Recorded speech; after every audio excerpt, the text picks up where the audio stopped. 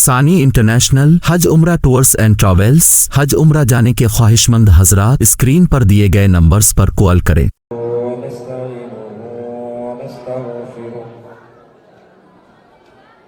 ونستغفره ونؤمن به ونتوكل عليه ونعوذ بالله من شرور أنفسنا ومن سيئات أعمالنا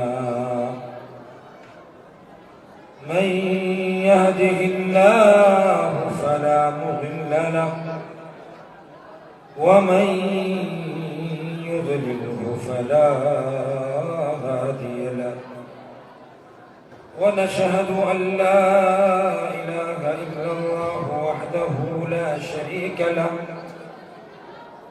ونشهد أن محمدا عبده ورسوله أما بعد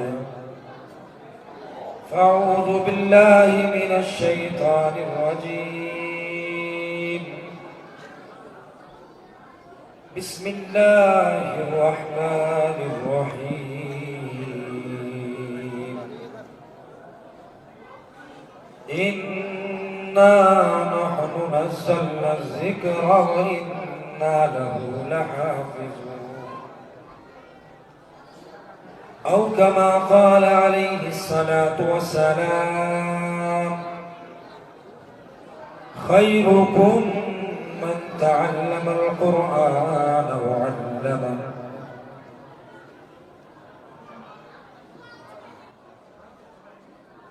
بجھ نہیں سکتا کسی آندھی سے خدا کا یہ چراغ، بجھ نہیں سکتا کسی آندھی سے خدا کا یہ چراغ، آندھیوں خود ہی آزما لو، سامنے میدان ہے۔ اور ایک شاعر کہتے ہیں نہ جانے دنیا میں کتنے صاحب ایمان زندہ ہیں، بسا کر دل میں اپنے رب کا وہ فرمان زندہ ہے۔ اور ایک نسخہ قرآن کو جلا کر اس کو کیا مٹاؤ گے تم، ابھی دنیا میں لاکھوں کروڑوں حافظ قرآن زندہ ہیں۔ اور کہنے والے نے کیا خوب کہا، کتاب سادہ رہے گی کب تک، کبھی تو آغاز باب ہوگا، اجاڑ ڈالی جنہوں نے بستیاں، کبھی تو ان کا بھی حساب ہوگا۔ اور سکوت صحرا میں بسنے والوں ذرا رتوں کا مزاج سمجھو، ابھی تو اتنی گھٹن بڑھے گی کہ سانس لینا بھی عذاب ہوگا۔ صدر محترم، حاضرین جلسہ، اسٹیج کے اوپر جلوہ فروز اکابرین امت، اور اس جلسے کی رونق اور اس جلسے کی صدارت فرما رہے ہیں حضرت مولانا جمیل احمد صاحب قاسمی نقشبندی اور دیگر علماء اعظام، اور میرے قرب و جوار سے آئے ہوئے مہمانان مکرم و معظم، اور جلسہ گاہ میں تشریف رکھنے والے تمام سامعین۔ اللہ کا ہمارے اوپر بڑا فضل ہے کہ اللہ رب العزت نے ہر سال کی طرح یہ سالانہ جلسہ ہمیں اس سال بھی عطا فرمایا۔ حضرات گرامی، بہت سے لوگ جب یہ جلسہ پچھلے سال ہوا وہ ہمارے درمیان موجود تھے، مگر آج وہ ہمارے درمیان موجود نہیں، اس لیے آپ بہت ہی مبارکبادی کے مستحق ہیں کہ جنہوں نے یہ سالانہ جلسہ پچھلے سال سماعت فرمایا تھا فیض العلوم کا، آج الحمدللہ پھر اللہ نے ہمیں موقع عنایت فرمایا۔ حضرات گرامی، قرآن اللہ رب العزت کی واحد کتاب ہے کہ جس کو کتاب اللہ بھی کہا گیا، اور کلام اللہ بھی کہا گیا، حالانکہ آسمان سے اور بھی کتابیں نازل ہوئی، توریت بھی اللہ نے نازل کی، زبور بھی، انجیل بھی، مگر وہ ساری کی ساری کتابیں، ساری کی ساری کتابیں، مگر قرآن عظیم، قرآن مجید، علماء بیان کرتے ہیں کہ واحد خالص اللہ کا ایسا کلام ہے کہ جس کو کتاب اللہ بھی کہا گیا اور کلام اللہ بھی کہا گیا۔ جتنی اور کتابیں اتری ان ساری کتابوں میں تحریف کو عدل بدل کر دیا گیا، اور جب سے یہ قرآن نازل ہوا اللہ نے قرآن میں فرمایا اِنَّا نَحْنُ نَزَّلْنَا الذِّكْرَ وَإِنَّا لَهُ لَحَافِظُونَ۔ اللہ نے قرآن میں فرمایا ہم ہی نے اس کو نازل کیا اور ہم اس کی حفاظت کی۔ حضرات گرامی، قرآن اللہ رب العزت کی وہ عظیم کتاب ہے کہ جب سے یہ اقرأ بسم ربک الذی خلق پہلی آیت آپ صلی اللہ علیہ وسلم کے اوپر نازل ہوئی، آخری آیت تک اور آج تک تمہیں دنیا میں توریت کے، زبور کے، انجیل کے تلاش کرنے میں حافظ نہیں ملیں گے، مگر الحمدللہ ثم الحمدللہ کتاب اللہ کا خاصہ ہے، اللہ کے قرآن کا معجزہ ہے کہ تمہیں ہر بستی میں، ہر گلی میں، ہر محلے میں، بلکہ بعض بستیوں کا تو حال یہ ہے کہ ہر خاندان، ہر گھر میں تمہیں حافظ قرآن مل جائیں گے۔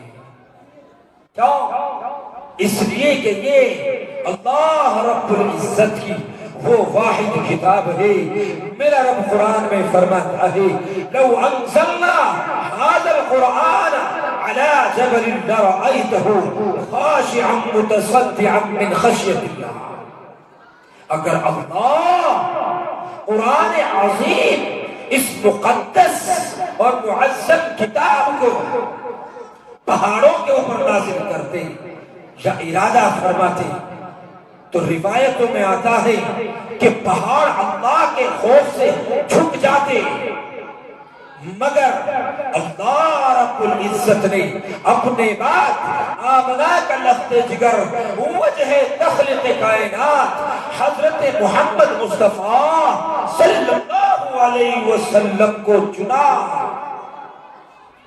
اور اللہ رب العزت نے قرآن عظیم کو میرے آپ کے آخری پیغمبر حضرت محمد مصطفیٰ صلی اللہ علیہ وسلم کے اوپر نازل کیا، اور یہ قرآن 2 4 10 دن میں نہیں، سال 2 سال میں نہیں، علماء بیان کرتے ہیں تقریباً 23 سالوں تک قرآن کا یہ سلسلہ جاری رہا۔ جیسی ضرورت آتی گئی اللہ رب العزت قرآن عظیم کی آیت کو حضرت جبرائیل کو دیتے، پھر وہ آیت اللہ کے رسول صلی اللہ علیہ وسلم تک پہنچاتے، اور پھر اللہ کے رسول صحابہ تک پہنچاتے، اور اس دن سے لے کر آج تک 1450 سال پہلے سے لے کر آج تک اتنا زمانہ گزر گیا،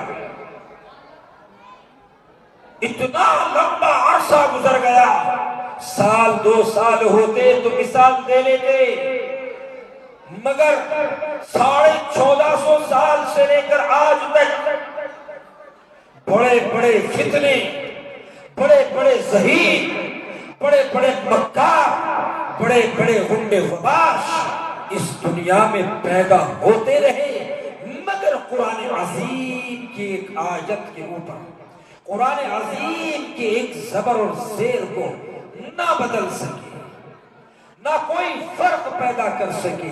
اگر جب قرآن نازل ہوا اقرأ بسم ربک الذی خلق تھا، خلق ہے، خلق رہے گا، وہ ربک الذی نہیں ہوا، نہ کسی اور طریقے سے زبر زیر میں فرق آیا. کیوں؟ اس لیے اللہ نے خود قرآن میں فرمایا اِنَّا نَحْنُ نَزَّلْنَا الذِّكْرَ وَإِنَّا لَهُ لَحَافِظُونَ. میرے بھائیوں، بزرگوں، عزیز ساتھیوں، قرآن عظیم کی عظمت کتنی بڑی عظمت ہے. جس طریقے سے اللہ رب العزت کی عظمت کو مختصر وقت میں بیان نہیں کیا جا سکتا ہے، بعینہ قرآن عظیم کی عظمت کو بھی مختصر سے وقت میں بیان نہیں کیا جا سکتا ہے، مگر مطالعے کی بنیاد کے اوپر ایک دو روایت جو مجھے یاد پڑتی ہے وہ مجھے آپ حضرات کے سامنے رکھنی ہے. میں پہلے آپ کو ایک فور ایگزامپل پیش کروں کہ قرآن عظیم اللہ کی کتنی بڑی کتاب ہے. قرآن عظیم اللہ رب العزت کی وہ کتاب ہے.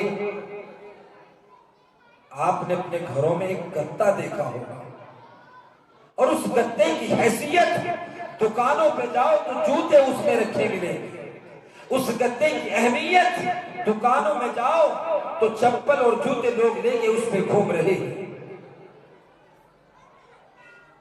بس اسٹینڈ، ریلوے ٹریک یا فلائٹ کے آپ سفر کریں، آپ دیکھیں گے کہ اس گدے کو لوگ ادھر سے ادھر پھینک رہے ہیں. مگر جب یہ گدا میرے اللہ کے قرآن سے جڑا، جب یہ گدا اللہ کے رسول صلی اللہ علیہ وسلم کے اوپر نازل ہونے والی کتاب قرآن عظیم کی عظمت سے جڑا، تو جانتے ہو اس کا مقام کیا ہوا؟ اس کا مقام یہ ہوا کہ کوئی مسلمان اس گدے کو بنا وضو کے چھو نہیں سکتا. حالانکہ گدے کے اوپر قرآن نہیں لکھا ہے، اور وہ کاغذ جو بازاروں میں نالیوں میں بہتا پھر رہا ہے، جب اس کاغذ کے اوپر میرے رب عظیم کے قرآن کے آیات مبارکہ لکھی گئی، اس گدے کی، اس کاغذ کی اتنی اہمیت بڑھی کہ کوئی مسلمان اس کو آج بنا وضو کے چھونے کو تیار نہیں ہوتا ہے. کیوں؟ اس لیے کہ اللہ رب العزت کی عظیم کتاب ہے. حضرات گرامی، بتانے کا مقصد صرف اور صرف یہ ہے کہ قرآن والے بن کے زندگی گزارو، قرآن پڑھو، قرآن پڑھاؤ، قرآن سیکھو، قرآن سکھاؤ. مگر آج افسوس صد افسوس، جب سے امت مسلمہ نے قرآن عظیم کو چھوڑا ہے، آج اللہ نے اس امت کو چھوڑ دیا ہے. آج یہ امت لاوارثوں کی طرح، یتیموں کی طرح، بے سہارا لوگوں کی طرح ہر گلی چوراہے کے اوپر کہیں اس کو ستایا جانے لگا، کہیں اس کو مارا جانے لگا، کہیں اس کو جیلوں کے نظر کریا جانے لگا، کہیں اس کو ذلیل و خوار سمجھنے لگا. جانتے ہو کیوں؟ اس کے پیچھے بہت کوئی سوچنے والی بات نہیں ہے. صرف اور صرف علماء کی موجودگی میں عرض کر دینا چاہتا ہوں، ہم نے قرآن کو تو چھوڑا ہی چھوڑا ہے، مگر ہم نے قرآن والوں کو بھی چھوڑ دیا ہے. آج کسی محلے کا، کسی بستی کا، کسی شہر کا، کسی قصبے کا کوئی چورایا ایسا نظر نہیں آتا ہے جہاں علماء کی برائیاں نہ ہو، جہاں علماء کی توہین نہ ہو. کسی نے ان کو فقیر کہا، کسی نے ان کو ذلیل کہا، کسی نے ان کو حقیر جانا، کسی نے کمتر سمجھا، کسی نے ان کو کسی انداز میں رسوا کیا. اس لیے آج یہ امت اس دہانے کے اوپر ہے کہ جب ہم نے اللہ کے قرآن کو چھوڑا ہے، آج اللہ نے ہمارے حالات ایسے کر دیے. جو لوگ کل تک زیر تھے وہ زبر ہیں. آپ یقین کریں، آپ نے سال، 2 سال نہیں، کئی سو سال، 700 ساڑھے 700 سال حکومت کی ہے. اور آج تمہاری حالت، میری حالت کیا ہے ہم خوب اچھے طریقے سے سمجھتے ہیں.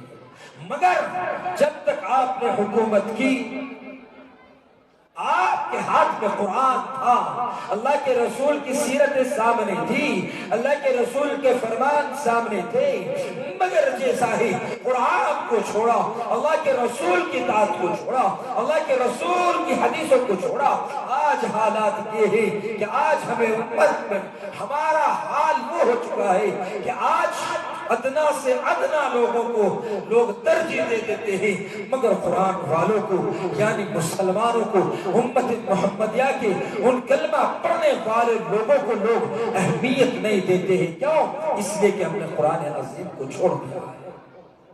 حضرت گرامی، یہ قرآن عظیم اتنی بڑی کتاب اللہ کی کتاب ہے۔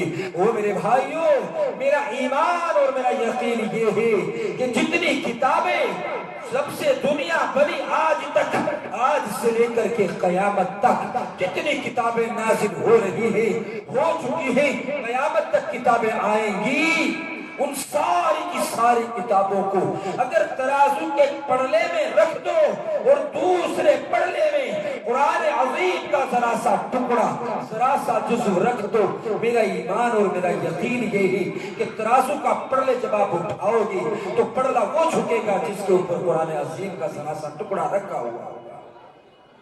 مگر ایک آج ہم ہے معاشرے کے حالات، آج بچوں کو ماں باپ حافظ قرآن بنانے کے لیے تیار نہیں ہے۔ اور میرے بھائیوں ذرا سوچو تو صحیح، قرآن اللہ کی اتنی عظیم کتاب ہے۔ امام رازی رحمت اللہ علیہ روایت کرتے ہیں کہ مسجد نبوی کا سما ہے، مسجد نبوی میں اللہ کے رسول صلی اللہ علیہ وسلم چند صحاباؤں کو لیے بیٹھے ہوئے ہیں، تعلیم دے رہے ہیں۔ اتنے میں آپ صلی اللہ علیہ وسلم کے پاس ایک صاحب آئے اور کان میں کچھ کہا اور چلتے بنے۔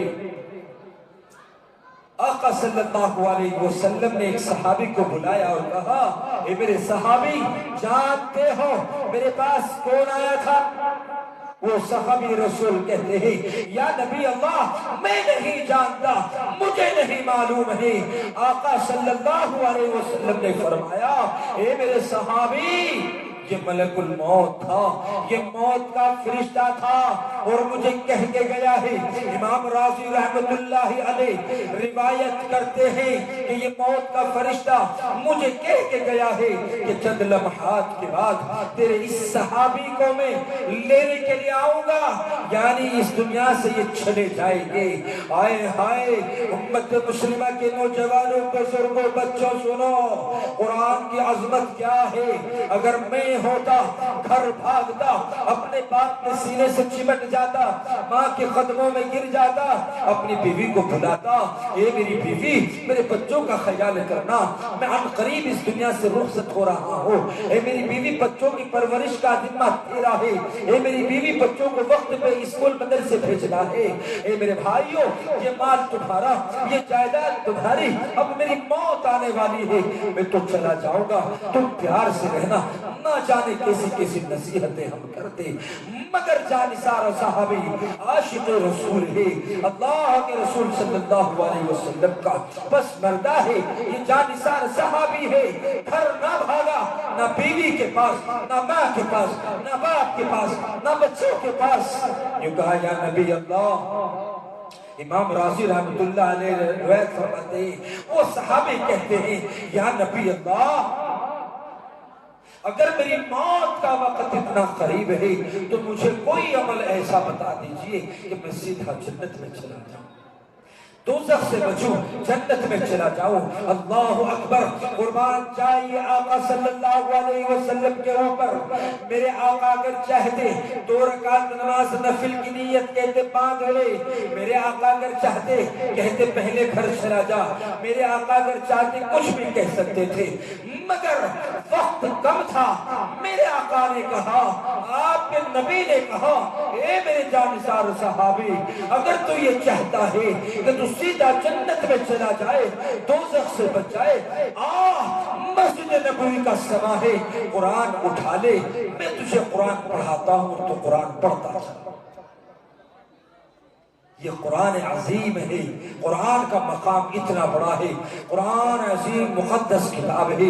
اس لیے میرے بھائی اور بزرگ اور عزیز ساتھیوں، یہ جو مدارس آپ دیکھ رہے ہیں، ان مدارسوں کے علاوہ کوئی راستہ امت کے لوگ آ کر مجھے بتائے، یہ پورا مجمع یہاں بیٹھا ہوا ہے، مجھے آ کے بتائے اور مولانا آپ غلط کہتے ہو، قرآن عظیم سیکھنے اور سکھانے کا اس مدرسے کے علاوہ امت کے پاس کون سا ایک ایسا طریقہ ہے جس سے کہ آپ اپنے بچوں کو قرآن کی تعلیم دے سکیں، اپنے بچوں کو مسلم شریف پڑھا سکی، اپنے بچوں کو عالم بنا سکی۔ جیسا کہ آج معلوم ہوا کہ 16 بچیوں نے الحمدللہ اس سال یہاں عائشہ بن بنات میں دورہ مکمل کیا ہے۔ الحمدللہ کون سا ایسا طریقہ ہے، کوئی طریقہ امت کے پاس نہیں ہے سوائے اس کے جتنے دین کے یہ قلعے ہیں، یہ بہت مضبوط قلعے ہیں، ان قلعوں کو بسمار نہ کرنے دو، ان قلعوں کو آباد کرو، ان قلعوں کو برباد نہ ہونے دو۔ وہ میرے پیارو، ان قلعوں کو آباد کرنے کے 2 طریقے ہیں۔ نمبر 1، ان قلعوں میں، ان مدارسوں میں اپنے بچوں کو قرآن کی تعلیم کے لیے استاد کرام کے پاس پہنچاؤ اور قرآن عظیم سیکھو اور قرآن عظیم سکھاؤ۔ اور دوسرا، وقتاً فوقتاً ان کی بہت سی ضرورتیں رہتی ہیں میرے بھائی اور بزرگ اور عزیز ساتھیوں، اس کے اوپر بھی آپ حضرات کو توجہ رکھنی ہے۔ بتانے کا مقصد یہ ہے کہ جس جگہ اللہ کے قرآن کو پڑھا جاتا ہو، سیکھا جاتا ہو، سکھایا جاتا ہو، وہ بہت معتبر جگہ ہوتی ہے، وہ اتنی معتبر جگہ ہوتی ہے کہ میری نظر میں جہاں قرآن پڑھا جاتا ہو اور قرآن پڑھایا جاتا ہو، علماء بیان کرتے ہیں کہ اس جگہوں کے اوپر اللہ کی خاص رحمت نازل ہوتی ہے۔ وہ نوجوانوں، جب کبھی صبح کی فجر کی اذان سنتے ہو، اس وقت آنکھ کھولنے کو طبیعت نہیں کرتی ہے، مگر کبھی آپ اپنے مدرسہ فیض العلوم میں اذان کے وقت آ کر کے دیکھنا، ہم صبح اٹھتے ہیں، ہمیں سب سے پہلے ناشتے کی ضرورت ہوتی ہے، مگر الحمدللہ ان مدارسوں کا جب ہم دورہ کرتے ہیں، ہمیں معلوم ہوتا ہے کہ ان مدرسوں میں ہم جیسا ہی نظر کرتے ہیں، صبح جب بچے اٹھتے ہیں تو پہلے ہی زبان سے جب لفظ نکلتے ہیں تو قرآن کے ہیں، قرآن پڑھتے اٹھتے ہیں اور قرآن پڑھتے پڑھتے سو جاتے ہیں۔ یہ پوری بستی کے لیے باعث فخر ہے۔ وہ میرے بھائیوں، ان حافظ قرآن کی عظمت کو سمجھو۔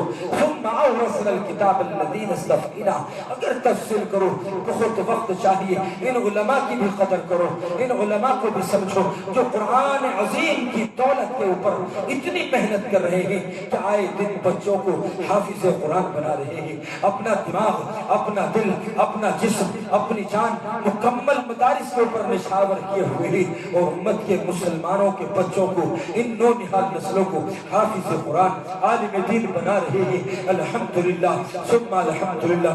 یہ میں نہیں کہہ رہا ہوں، یہ آپ دیکھ رہے ہیں، یہ آپ کی بستی ہے، یہ آپ کا مدرسہ ہے۔ اس سال بھی الحمدللہ 16 بچیوں نے دورہ مکمل کیا ہے۔ الحمدللہ ثم الحمدللہ۔ وہ میرے بھائیوں اور بزرگوں اور عزیز ساتھیوں، کیا آپ جانتے ہیں کہ آج اس دور میں ان مدارسوں کو چلانا آسان ہے؟ نانا پیارے، ان مدارسوں کو چلانا آسان نہیں ہے۔ کل تک آسان تھا مگر آج آسان نہیں ہے۔ آج ان مدارس والوں کا نکلنا دشوار ہے، آج ان مدارس والوں کا سفر کرنا دشوار ہے، آج ان مدارس والوں کا کہیں ٹرین سے تنہا سفر کرنا دشوار ہے، بس سے سفر کرنا دشوار ہے۔ حال تو یہ ہے، اگر کسی داڑھی اور ٹوپی والوں کو لوگ دیکھتے ہیں تو نہ جانے کیسے کیسے اس کے اوپر فخر کستے ہیں۔ آج آپ کی آنکھوں کے سامنے کیا علماء کو جیلوں میں بند نہیں کیا جا رہا ہے؟ کیا مدارسوں کو بلڈوز نہیں کیا جا رہا ہے؟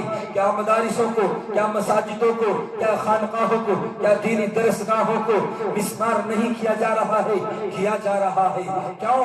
اس لیے کہ سب سے پہلے ان مدارس کی مخالفت ہم نے کی، ان مدارس میں پڑھانے والوں کی مخالفت ہم نے کی، ان مدارسوں میں قرآن پڑھنے پڑھانے والوں کو حقیر ہم نے جانا، فقیر ہم نے سمجھا، ذلیل ان کو ہم نے سمجھا۔ ایک مسجد میں ایک مدرسے کا قاری قرآن سینکڑوں حدیث کا حافظ جس کے سینے میں سینکڑوں حدیثیں ہوں، اگر ایک مسجد میں یہ چندے کا اعلان کر دے میں فلاں جگہ سے چندے کے لیے آیا ہوں، تو کمیٹی کے جو لوگ ہیں، ممبر حضرات ہیں جن کو متولی کہتے ہیں، ان کے ماتھوں میں سل پڑ گئے ہیں، اور انہوں نے کچھ علاقوں میں جانا ہوا، مدرسوں سے مسجدوں کے باہر بورڈ لگے ہوئے ہیں کہ یہاں پر چندہ کرنا سخت منع ہے۔ ارے او نوجوانوں، کس غلط فہمی میں گزر رہے ہو؟ احسان مانیے ان علماء نظام کا کہ اپنے ضمیر کو قدموں کے نیچے رود کر اپنے آپ کو جھکا کر تمہارے جہاں تم چپل اور جوتے نکالتے ہو صف میں پہلی میں قدم رکھتے ہو۔ میں نے بعض مسجدوں کے حالات دیکھے ہیں کہ وہ مسجد پانی سے بھیگی ہوئی ہے، تم وضو کر کے چل رہے ہو اور وہ سب بھیگ چکی ہے۔ ایک حافظ قرآن جس کے سینے میں قرآن ہے، جس کے سینے میں حدیث ہے، جس کے سینے میں اللہ کا قرآن ہے، جس کے سینے میں حدیث رسول ہے، وہ حافظ قرآن اعلان کرتا ہے میں فلاں جگہ سے مدرسے میں آیا ہوں، اس کو بیٹھنے کی جگہ وہاں ملتی ہے جہاں سے تم نظر جھکا کے اور نظر بچا کے نکل جاتے ہو۔ اس لیے میرے بھائی اور بزرگ اور عزیز ساتھیوں، آپ سے درخواست ہے کہ ان مدارسوں کی قدر کرو، ان میں پڑھنے پڑھانے والوں کی قدر کرو۔ اب بالآخر میرے پاس وقت کی بھی قلت ہے، چونکہ جتنا مجھے وقت دیا گیا تھا مجھ میں، اور اس وقت میں صرف 15 سے 20 منٹ کا فاصلہ بچا ہے۔ اب آپ سے مجھے 2 باتیں مخاطب کرنی ہے۔ نمبر 1، سچ بتاؤ، کیا مدارس